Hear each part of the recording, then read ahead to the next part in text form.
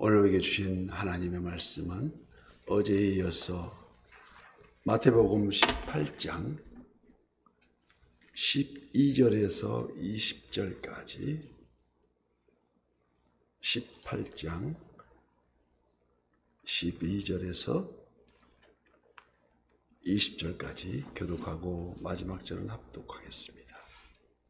너희 생각에는 어떠하냐? 만일 어떤 사람이 양 100마리가 있는데 그 중에 하나가 길을 잃었으면 그 99마리를 산에 두고 가서 길 잃은 양을 찾지 않겠느냐? 진실로 너희에게 이르노니 만일 찾으면 길을 잃은 양 99마리보다 이것을 더 기뻐하리 하리라. 이와 같이 이 작은 자 중에 하나라도 잃은 것은 하늘에 계신 너희 아버지의 뜻이 아니니라. 내 형제가 죄를 범하거든 가서 너와 그 사람만 상대하여 권고하라.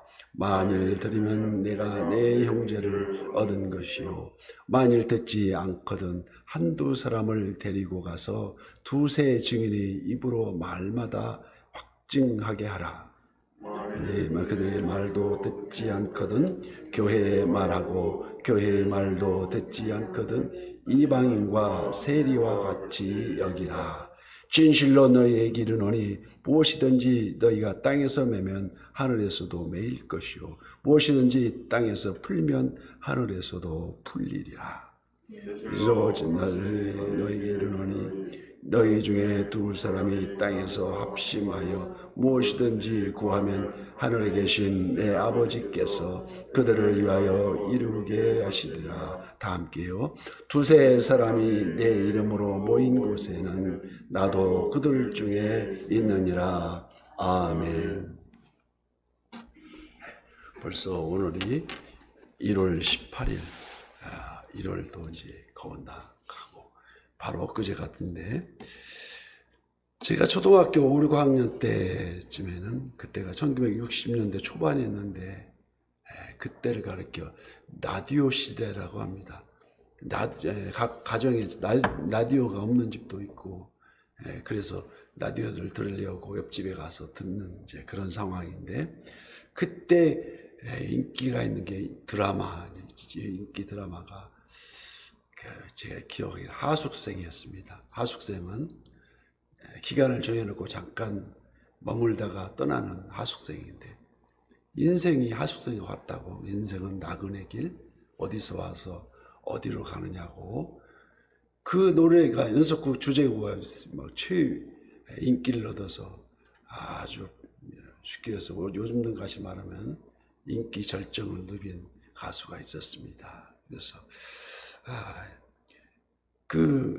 우리 성경에서도 애굽의 총리가 된 요셉을 따라서 애굽 왕 바로에게 앞에선 야곱이 이런 말을 하죠. 그때 야곱이 130살 때 했는데 그 왕 앞에서 이렇게 얘기합니다.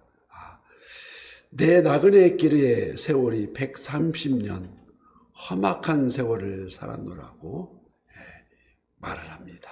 그래서 그런데 오늘 우리도 함께 그 길을 가고 있는 지금 우리는 각자 우리 자신은 성경적으로 살고 있는가 아니면 세상적인가 우리가 되돌아보면 많은 이들이 이 질문에 대하여 그 대답을 망설이게 됩니다. 혹자는 교회 다니는 사람이 어쩌면 저럴 수 있느냐고 비난하는 걸 들으면 꼭 저에게 하는 소리 같아가지고 가슴이 뜨끔뜨끔할 때도 있습니다. 왜냐하면 이러한 질문은 근본적으로 하나님을 제대로 알지 못하고 아무리 교회를 오래 다녔다 할지라도 정작 하나님의 인도하심을 깊이 확신하지 못하고 있기 때문이 아닌가. 피와 같이 붉은 죄에서 구속함을 받은 거듭난 본 어게인한 다시 태어난 그 회개에 합당한 열매를 맺고 그러고 난 다음에는 그 기쁨이 한량이 없고 그래서 자유함으로 우리가 주님을 영접하는데 영접하는 자 곧 그 이름을 믿는 자들에게는 하나님의 자녀가 되는 권세를 주셨으니 그 권세가 언제나 우리 곁을 지키시는 아버지 하나님이시라는 것입니다. 그래서 그것은 혈통으로나 육정으로나 사람의 뜻으로 나지 아니하고 오직 하나님께로부터 난 자들이라고 성경은 말씀합니다. 그래서 멸망할 수밖에 없는 우리를, 그래서 이제 그런데도 한편에는 바리새인이 누룩과 같은 존재가 있습니다. 각종 이단들, 율법의 행위만으로도 구원받을 수 있다는, 그래서 새 왕국에 이른다는 그 수많은 미혹과, 저들은 우리 정통 교단으로 하여금 마지막 때의 징조로만 여겨야만 한다는가, 우리가 이대로 바라만 보고서 있을 수밖에 없는가 하는 의아심도 들 때가 한두 번이 아닙니다. 오늘 본문에서 이러한 시각으로 성경적인지 세상적인지 아니면 하나님의 뜻인지 돌아보게 하는 오늘 본문 12절 말씀. 너희 생각에는 어떠하냐? 만일 어떤 사람이 양 100마리가 있는데 그 중에 하나가 길을 잃었으면 그 99마리를 산에 두고 가서 길 잃은 양을 찾지 않겠느냐? 우리 주님은 제자들에게 묻습니다. 우리의 셈법, 우리 세상적인 계산으로는 잃어버린 한 마리 양 100마리 중에서 남아있는 99마리, 99마리가 더 소중해서 한 마리도 이제는 잃지 말아야지 하는 그런 다짐으로 있는 게 대부분인데, 우리 주님은 그렇지 않다는 것입니다.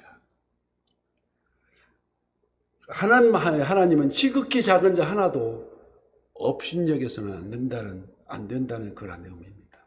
예수님은 지금 잃어버린 한 마리의 양을 그 비유를 통하여서 하나님의 뜻을 저버리고, 즉 순종의 진리를 불순종한 이 죄인의 모습들, 대부분 이 경우 문제를 일으켜서 배척을 당하고 무시를 당하는 것이 일반적인데, 그러나 우리 예수님은 길 잃은 한 마리 양을 찾기 위해서 그 험한 비탈길도 마다하지 않으시고 나서서 찾아내는 목자로 비유되고 있습니다. 이는 그 한 사람이 더 가치가 있어서가 아니라 그 한 사람도 하나님의 자녀이며 천하보다 더 귀한 존재라는 것이 아니겠습니까? 그래서 우리 주님이 가르쳐 주신 매일 우리 같은 뇌내이는 주 기도문에 우리가 우리에게 잘못한 사람을 용서하여 준 것 같이 우리의 죄를 용서해 주시라고. 그래서 시험에 빠지지 않게 하시기를 간구하는 것이 우리들이 주님이 가르쳐 주신 기도입니다. 우리가 잘 아는 우리 주님이 주시고 마지막 지상명령, 이게 바로 너희는 가서 모든 민족을 제자로 삼으라는 지상명. 아버지와 아들과 성령의 이름으로 세례를 베풀고 내가 너희에게 분부한 것을 가르쳐 지키게 하는 것. 그래서 교회가 선교의 사명 외에 성도들이 성화에 대한 점점 성스러워가는 성화에 대한 그런 과업을 따라야 된다는 것. 즉 구룡운동 외에 거룩함의 운동이 같이 병행되어야 된다는 것인데, 그래서 교회를 순결하게 하는 한 방법을 우리 하나님이 말씀하시는 오늘 본문에서도 7일을 얘기합니다.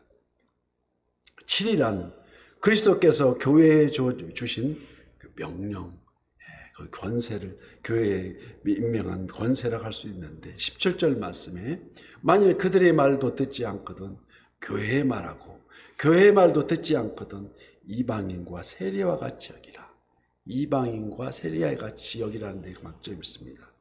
여기 그마저도 마지막 7의 그 강조점을 끝까지 그를 구원할 수 있도록 실족하는 한 마리의 양이 되지 않도록 하는데 방점이 있다는 것입니다. 그래서 최종 이에 대한 대책은 합심하여 중보하라는 내용입니다. 점점 더 멀어져가는 그가 회개할 수 있도록 합심하여 기도하라는 것입니다.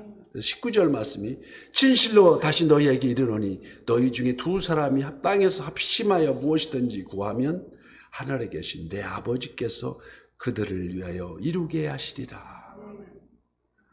그 다음에 이어서 두세 사람이 내 이름으로 모인 곳에는 나도 그들 중에 있느니라고 말씀입니다.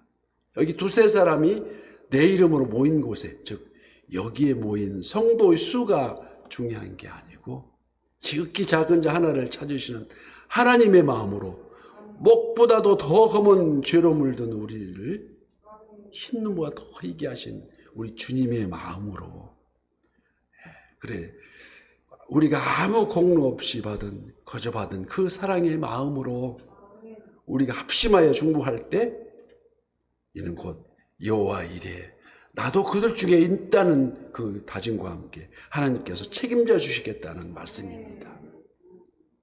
그래서 여기에서 우리가 중요한 사실을 발견합니다. 그 비슷한 우리 말씀 마태복음 10장 12절 말씀에 또 그 집에 들어가면서 평안하기를 빌라 하십니다. 그 집이 이에 합당하면 너희 빈 평안이 거기에 임할 것이요 만일 합당하지 아니하면 그 평안이 너희에게 돌아올 것이라는 것입니다. 그래서 이게 평안은 큰 축복입니다. 우리가 일상에서 평안치 못하면 아무것도 할 수가 없습니다. 그래서 가와 만사성이라고 하지 않습니까? 매사에 평안이 있은 다음에야 무슨 일이든 이룰 수가 있다는 것입니다. 마음이 부글부글 끓고 우라가 치미는데 무슨 일을 할 수 있겠느냐? 당장 기도의 문이 막힙니다. 그래서 예수님께서는 어느 집에 들어가서든지 그 집에 가서 샬롬, 평안을 빌라 하십니다. 그래서 유대인들끼리 서로 만나면 첫 마디가 안녕하냐고 평안을 샬롬, 샬롬 이렇게 우리가 늘 새벽을 깨우면서 간절히 기도하는 중보의 법칙이 여기에 있습니다. 우리 중보하고 있는 그 상대, 그 집이 중보하는 내용과 합당하다면 너희가 빈 평안이 거기에 임할 것이요 만일 합당하지 아니하면 그 평안이 너희에게 유턴해서 되돌아온다는 것입니다. 하나님은 공평하신 하나님은 그 장차 하나님의 축복이 중보한 그 기도자에게 되돌아온다는 중보의 법칙을 지키신다는 것입니다. 이래서 우리는 일상의 삶 속에서 우리에게 스치는 모두에게 언제나 평안을 비는 그 중보자가 되어서 만나는 사람마다 평안을 빌어주고 샬롬, 샬롬 하면서 상대가 복을 빌어줄 때 그 축복을 받기에 합당한 일들을 우리들 일상 생활에서 우리들 삶 속에서 이루어져 가도록 내가 거룩하니 너희도 거룩하라 하신 우리 주님의 말씀을 잘 기억해야 될 줄 믿습니다. 그래서 하나님은 믿음의 도상 아브라함에게도 축복을 내리실 때 창세기 12장 3절에서 이렇게 말씀하십니다. 너를 축복하는 자에게 내가 복을 내리고 너를 저주하는 자에게 내가 저주하리라고 땅의 모든 족속이 너로 말미암아 복을 얻을 것이라. 숱한 하늘의 별같이 많은 모든 모래알같이 모든 사람들이 너로 말미암아 복을 얻을 것이라고. 그게 바로 오늘 주 예수 그리스도를 믿는 사람들의 숫자가 수많은 숫자가 그래도 전 세계 인구의 10분의 1 정도뿐이 안 됩니다. 그래서 우리가 땅 끝까지 이르라는 말은 우리가 복음의 기치를 들고 그들을 찾아가서 우리의 정성을 담아서 우리 반찬 나눔도 그 일환으로 정성이 통할 때 그 모든 데가 하나님 말씀으로 모두가 돌아온다는 것입니다. 오늘 또 새날을 주신 하나님 감사합니다. 이 아침 꾸준히 중보의 제단을 쌓으면서 서로가 서로에게 축복과 평안을 빌면서 하나님을 기쁘시게 하는 우리 모두 선한 이웃교회의 아버지, 선한 이웃교회 모든 지체가 되시기를 예수님 이름으로 축복합니다.